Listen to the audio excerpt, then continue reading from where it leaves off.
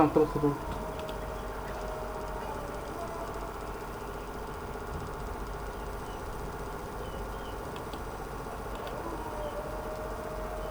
هو في الميزة دي ان انا مثلا لو عايز ابحث عن ايقونة معينة اهو، هنكتب هنا مثلا باج،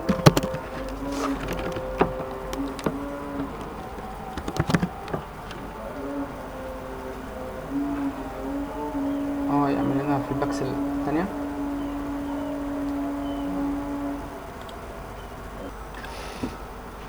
دلوقتي انا بحثت على ايقونات عن الكمبيوتر التانية، بس تقريبا النت عندي في حاجة. على العموم انت بتكتب الاسم هنا بتاع الايقونة، بيبتدي يبحث في الباكس اللي عنده اللي هي فيها ويب فونتس ايقونز كتيرة. انا في منهم معرفهمش اصلا، منهم اول مرة اسمع عنهم، موجودين من عنده. وكمان في ميزة انك تقدر تجيب من ايقونات من على النت تانية بتكون بفلوس. في النهاية لو عايزين بنجمع اهو، جمعنا شوية، نجمع مثلا احنا اخترنا من 3 من هنا، نقدر نختار العدد اللي احنا عايزينه عادي، مش هيفرق معانا. بعد ما نخلص خلاص اهو، اخترنا الايقونات بتاعتنا اللي هنا، اخترنا الايقونات بتاعتنا اللي هنا، بنقول له بقى جنريت فونت. استنى شوية يدخلنا على الصفحة ديت. لازم مختارين 16 ايكون اهو، دي اشكالهم، ودي التلاتة اللي احنا 16 لا هما 16، هما 3 4 3 7 3 10 10 هما 13. المهم بنخش هنا بقى على البريفرنسز، لان في حاجات مهمة جدا عايزين نعملها. اول حاجة ده الفونت نيم، ده الاسم بتاع الفونت النهائي اللي هيطلع لنا. ده البريفكس، ده الكلاس بريفكس هوريه لكم دلوقتي فين. هنخش اسم جيت كود، ده اللي بيبقى مكتوب قبل الاسم بتاع الايكون نفسه. لو مش عايزين يتكتب في حاجة بنقوم فاضيين دي، تطلع فاضية خلاص مقفلين، بنفتح هنا اهوت ما بنلاقيهاش، بنلاقي اسم الايكون بس. دي لو عايزين ايه، لو عايزينها متظهرش. يعني كده بنيجي هنا في البريفرنسز برضو في عندنا دي السبورت للانترنت اكسبلور، ده عشان ده سبورت مع 6 7 وده سبورت مع 8. ننزل هنا نقول له بننزل على CSS سيلكتور،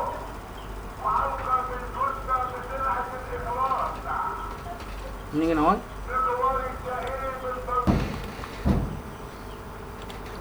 دلوقتي احنا رجعنا. دلوقتي احنا زي ما قلنا ديت للسبورت الانترنت اكسبلور 8. الانترنت اكسبلور 8 بقى داعمها وهتبقى داعمها. دي لو دي 7 و6 برضه من الانترنت اكسبلور. سيبنا من دي الميتا داتا مالهاش دعوة. دي للبرامج لو حد عايز يعمل حسابه وكده. في عندنا ديت لو عايز حد شغالها على CSS ليست الكلام كله، دي هتساعده. بعد كده بنيجي هنا، دي مهمة برضو، دي اتريبيوت سيلكتور، هينزلك الحاجة بتاعته هنا تقدر تستعملها عادي. بعد كده في عندنا يوز فور اي سيلكتنج، يعني هيخليها للاي بس، يعني هو هيخليها شغالة على الاي بس. يعني لو كتبتها في سبان او حاجة واديتها الكلاس مش هتشتغل. مثلا واحد يقول انا عايز اعملها زي الفونت اصلا براية FA بعد كده اسم الايكون، فبقول له هتقوم دايس يوز كلاس، بتقوم مدخل الكلاس هنا اهو. فمثلا انا عايز دلوقتي يكون الايكون الفونت بتاعتي اسمها SA مثلا، اعمل SA مثلا الفونت هو اسمه سالم، انا هخليها مثلا سالم. دي البريفكس الايكون زي ما قلناها اللي احنا سيبناها فاضية تطلع. مثلا انا هخليها فونت اصلا FA، فانا هخليها SA مثلا. دي سيبنا منها، دي بيطلع لنا مثلا كتبنا RA. خلصنا كده اهوت، احنا خلاص اخترنا ده كله خلاص. دي الحاجة بتاعت الايقونات، سيبها وسيبها في العادية عشان تطلعها لك زي ما انت عاملها في الملف ال SVG. دي الميتا داتا، وسيبنا احنا اصلا ما قلناش يعمل الميتا داتا بتاعت الفونت. لو انت مثلا واحد ديزاينر وعايز تعمل حاجة تتشهر كده، في عندك الميتا داتا اهو، URL الديسكريبشن كل الكلام ده بتدخله وتحط له انكلود الميتا داتا. في عندنا الفيرجن بتاعها برضه، لو انت مصمم مشروع كده تقدر تدخل فيرجن 4 5 زي ما انت عامل. هنخرج هنيجي نخش هون، بص نلاقي في SA انيمال، بعد كده في الاخر اهي. لو مش عايزينها مندخلهاش، انا نفسي مش هدخلها. ايه الغلطة اللي حصلت هنا؟ ان هو دمج كلمة SA في كلمة انيمال، احنا ما ضفناش ديت، احنا المفروض نضيف ديت كده. نعمل شرطة كده او شرطة كده على حسب ما احنا مثلا هنعمل شرطة كده. وهنلغي ار اي لان احنا مش عايزينها. نخرج هنلاقي اهي اس اي ذا فونت اوسم اف اي. بعد كده انيمال باو برند، ده بقى اسم الكلاس ده احنا عايزين نغيره من دايسين في كده اهو. نبتدي نختار الكلاس اللي احنا عايزينه. مثلا كده انا هخليها انيمال برند بس، ودي ايرز زي ما هي زي ما هما. دي هخليها تشيكن بس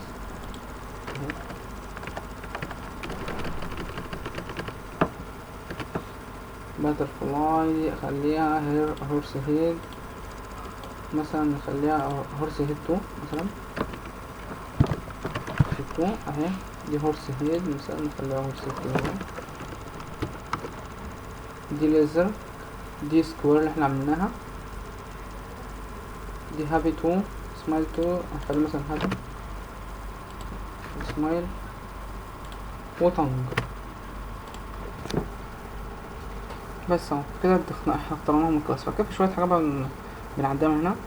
ده الرمز بتاعها ان احنا مثلا لو حابين نكتبها في الكود كتابه، هتخش على الكود كده هتلاقي انت تكتب هنا في ال HTML الرمز دوت، او بصراحه طلعوك. واحد يقول لي طب انا عايز اعدلها مش عايز يطلع الرمز دوت، انا عايز تبقى عنك. هلا طب ماسح دوت ومختار، يعني مثلا هختار دوت اس A1 مثلا، اس A2، اس A3، اس A4.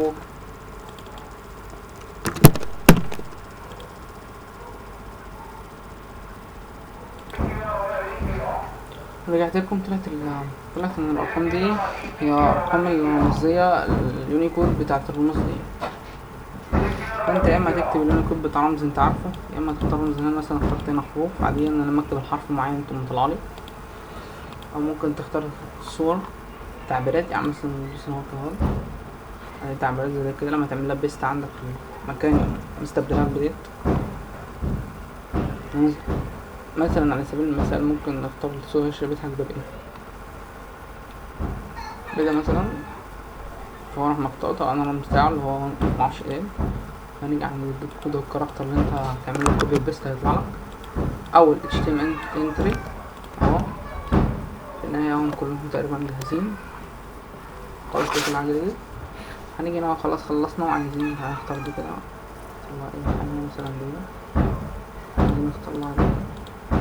ممكن كمان تكتب رمز، يعني ممكن اكتب ان مثلا اهو 6E او ما اكتب له ان بتقوم مطلعه، على حسب ما انت عايز عادي. بعد كده بقى خلصنا خالص دي الاعدادات عادي، خلصنا اصلا اعداد داونلود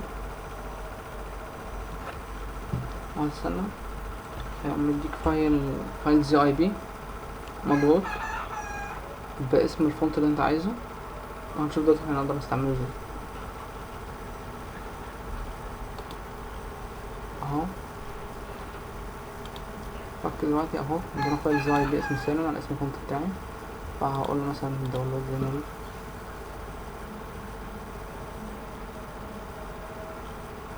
استنى شويه اتحملت كلها اهو من على ورا كده اهو، اتحملت في التم. هناخدها نطلع بيها على الديسكتوب اهي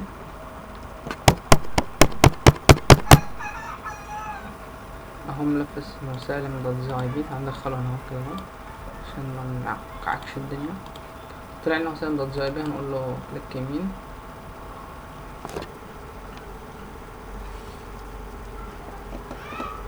يعني طبعا اهو الاكستراكت سالم عشان في حاجة خارجة لعنة. هبتدي افك اهو فكهم هم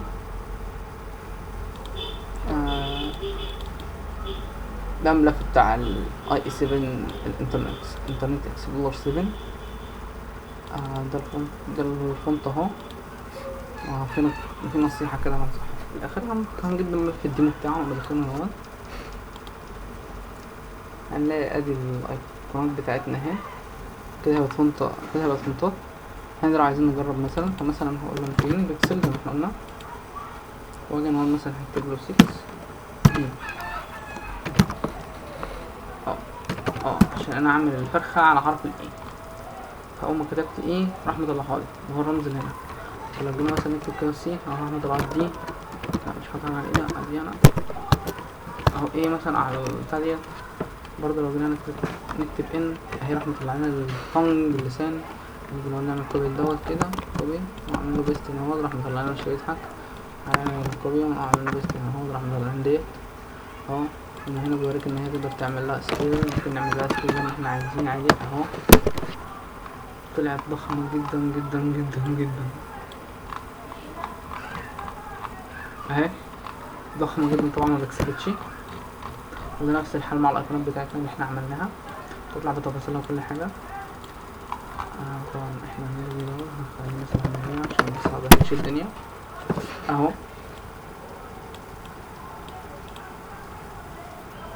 طلع اهو صورة.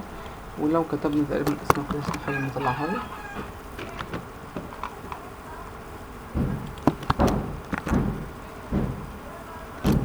بهدل الدنيا طبعا. نجرب حاجة كده خلاص.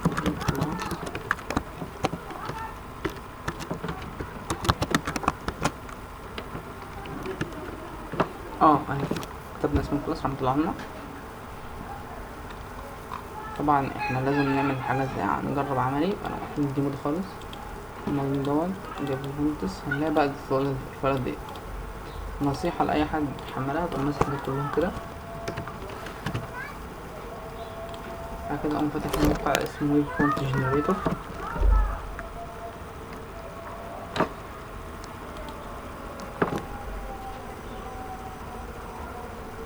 كان عندي ولا لأ اعمل سيف ولا لأ بس انا حافظ اسمه اصلا. فاهو الفونت جنريتور اهو يعني. ده لما بيبقى عندك عايز فونت معين وعايز تاخد منه عندك فونت معين بصيغة معينة وعايز تدخله على الانترنت. زي ما احنا عارفين الانترنت لازم يبقى عندك فونت كذا صيغة عشان المصفحات والدعم. لان الموضوع ده مشكلته الوحيدة ان هو دعم ومش كامل الفونتات مش هيخرجها كله. فانت بتيجي من هنا بقى وبتعمل كل اللي بتعمله انت بتقوله براوز اهو. بتحمل ملف الفونت. طبعا احنا بنمسح كله بنخلي الملف يا اما تي دي اف يا اما الاو تي اف اهو. احنا دلوقتي خلينا في الفونتات التي تي اف بس اهو. يا اما نخلي التي تي اف يا اما الاو تي اف احسن ما احنا انا هخلي التي اف. بعد كده هنقول له ندوس له ابلود الفونت هنقول له هنعمل عليها بعد كده هنقول له جنريت الفونت. وهنستنى تقريبا حوالي دقيقة اقصى حد يعني الفونت ضخم جدا هتبقى دقيقة. هو دلوقتي بيعمل كونكتنج اهو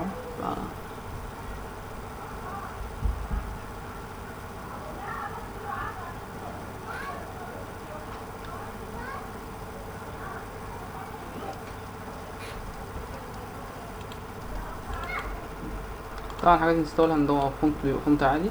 انت تقول له انستول عادي لو عايز تنزله من ويندوز. هيبتدي يتحمل او يتسطب عادي. فهنخش على الستريتور.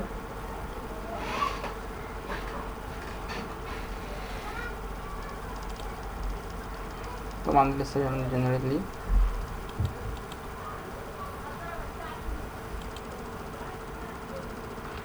الستريتور هناك مش مشكلة اهو. عاملها جنريتد اهو خلاص. هيفتح لك صفحة من الفونت اهو. ملف الفونت اهو. طبعا هو لان هو مستعمل يعمل كده لان في حروف احنا مبدلينها زي ما قلنا بالرموز دي. يعني انت ممكن تعمل الفونت بتاعك تبدل كل الحروف اللي في الرموز رسومات. عندك حوالي 28 26 حرف بالانجليزي تقدر تستخدمها. هتقول بقى ما تخلص كل داونلود باكج.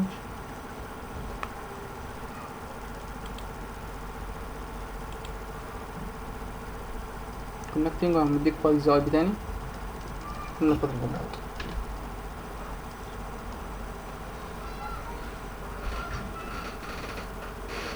الخطوة ديت مش ضرورية ولا حاجة لو انت ما بتدورش على التكامل مع جميع المصطلحات. انا بتكلم لو حد عايز يبقى متأكد ان اي متصفح هيدعمها. انا هوريك دلوقتي الخطوة اللي هنا عملت ايه. فاحنا بنعمل لها جنريت للفونت عشان بس نبقى عارفين نتعامل معاها. نفتح الديسكتوب عشان الفولدر اللي عندنا اهو.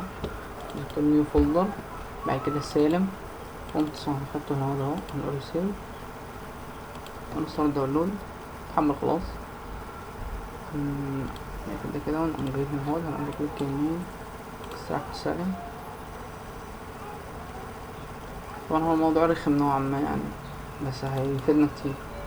هنلاقي عندنا بقى الفونتات اهو 4 ملفات متأكدين منهم تماما. في السيس بتاعهم سيبنا منه اهو، عندنا نخرج من برا.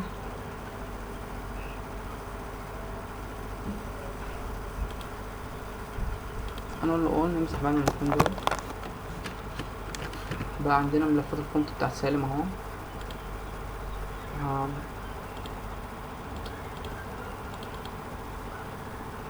بس كده بتاع الفونت اهو بقى نفتحه على البراكتس.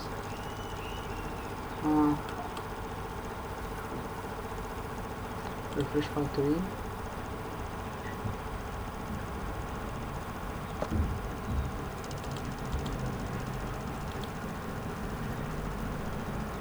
بعد كده هنخش مثلا في الملفات دول، هنبص نلاقي الفونت بتاعي دي زي ما قلنا من كود عشان التحويل اهو. كل اللي هنعمله عشان نكون نشوف شكل ملف الديمو بس عشان نبقى عارفين هنعمل. سيبنا كله نيجي هنا نقول له ندخل ستايل شيت ديمو اللي منه تنصيب على ديمو وتنصيب على السي اس اس. الاي اي دوت ده لو متصفح انترنت اكسبلورر ولا حاجه عشان الدعم وكده. هنيجي هنا هون كده وهنقعد نسيب كل الملفات دي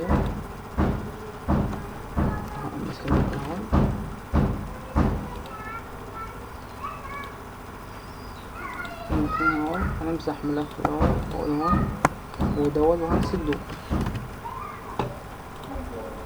نفس الفونتس عادي كده اهو. هنيجي عندنا كده هون وعاملين ملف الزين هنحطه الاندكس مش هنطبعه هنا. الاندكس اللي عندنا في الشمال ده هو. نبدأ نكتب المركب بتاعنا. دلوقتي احنا كتبنا المركب الأساسية اللي هو الكل عارفها طبعا ده الشمال. هنروح نكتب دي نشوف التكوين بس عشان نبقى فاهمين. سيبنا من الكلام ده كله، ده كلها ميتا مالناش دعوة بيها، ممكن منحطهاش عادي مش هتفرق معانا حاجات كتير. وده برضه بتاعت الديمو مالناش دعوة برضه اللي هنا الاتنين دول. الستايل ده اللي هو ملف الستايل ده ممكن نقلبه عني نخليكم مثلا سالم فونت سالم داش فونت اهو بس الانتر اهو. نكتب الاسم كده كله ندخلها البراكتس ونعمل له اللينك عادي، لينك عادي خالص على اللينك then ستايل شيت اتشيرات اهو سالم فونت كده. احنا عملنا انكلود فونت كده. التانية ديت ناخدها كده كوبي دي عشان دعم انترنت اكسبلورر للنسخة القديمة. لو مش عايزين ندعمها ما نستعملوش عادي اهو. نخش هنا نلاقي سي اس اس نلاقي اهو هو بيستعمل منتجات قديمة شويتين. ودي حاجات الايقونة هي زي حاجات الايقونات برضو عشان البراوزر برضو بتاع الانترنت اكسبلورر مش عايزينه ما ندخلش الكلام ده كله اهو. بعد ما عملنا الكلام ده كله اهو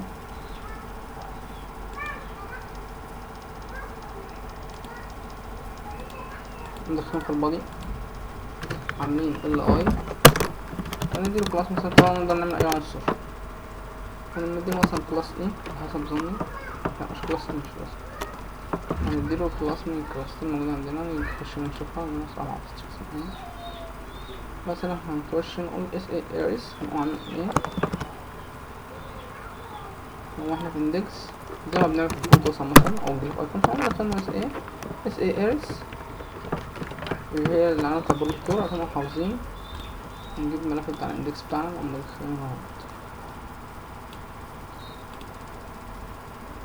اهو اريس اهو. ده بحجمه الطبيعي. لو عايزين نكبره هنقوم عاملين ندخلها ملف سي اس اس مثلا ملف سي اس اس التاني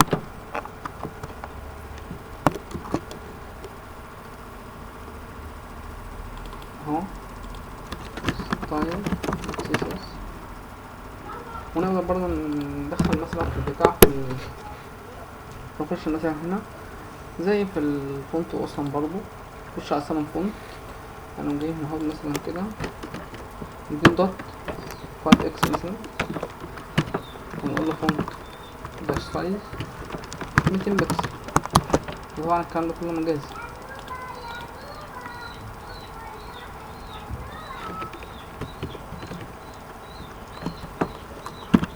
اهو بس اكس 5 مثلا اهو. حافظين نخش في الملف الاندكس وهنقول له اكس 5 مرفشين، تطبق الفايل ولا بس. لكن احنا قدرنا نعمل فونت ويب فونت، نحاول اجنبي ويب فونت. طبعا احنا ممكن زي ما قلنا نديله مثلا عشان نتأكد بس اهو 10,000 بكسل. طبعا محدش هيتدخل في العالم، بس اهو طلعنا حجم 10,000 بكسل، لسه محافظ على التناسق بتاعه. مفيش حاجة بكسلت طبعا، مهنلاقيش اهو مهما هنعمل زوم ان مفيش بكسلز هتظهر، كلها حواف حادة. كده نكون شرحنا طريقة عمل ويب فونت، حولنا الفيكتور ايكون ده فونت، طريقة كاملة تقريبا. يا رب يكون الشرح عجبكم، وعجبكم ندوسوا لايك، اعملوش عشان يستفاد منه عدد كبير من الناس، لان الشرح ده مش متواجد تقريبا كشرح عربي. كل الشروحات اللي لقيتها شروحات انجليزي، العربي اللي لقيته واحد ومش كامل كمان. فشيروا الفيديو على قد ما تقدروا، خليه يوصل لناس كتير. ويا رب يكون الشرح عجبكم، ويا رب تكونوا استفدتوا. واي سؤال تحت في الكومنتات وانا هرد عليكم. لينك الموقعين اللي استعملناهم، الويب فونت جنريتور والايكون مون دوت، هتلاقوهم تحت في الديسكريبشن. يا رب يكون الشرح استفدت، يا رب يكون استفدت من الشرح. السلام عليكم ورحمة الله وبركاته.